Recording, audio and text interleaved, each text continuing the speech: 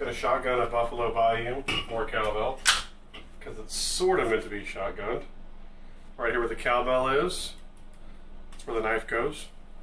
So this is 16 ounces, a full pint, 9% double IPA. Probably not wise, but what the hell?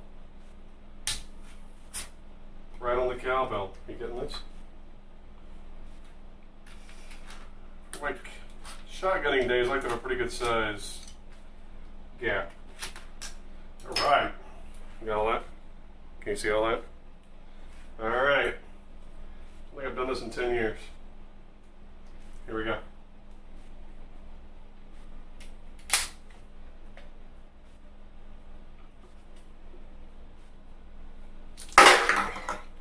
Oh, like 6 seconds?